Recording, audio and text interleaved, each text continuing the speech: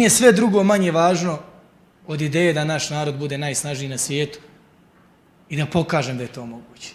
Znate šta ja vjerujem? Šta je moj konačan cilj? Šta je moj krajnji cilj? I šta ću, ako dragi Bog da, naravno, da svi budemo živi i zdravi. Ja vjerujem u naš narod. Ja vjerujem u činjenicu da mi možemo biti jedan od najsnažnijih, najorganizovanijih naroda na svijetu. Vjerujem da možemo biti najprosperitetniji. Danas smo miljama daleko od toga. Miljama. Ali ne mogu da prihvatim očajno mišljenje koje mi ide do nivoa gađenja. To važi i u Srbiji, to važi u Republici Srpskoj, to važi gdje god da smo.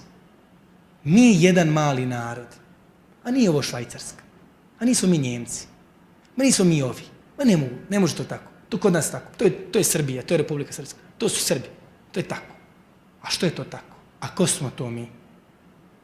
To je taj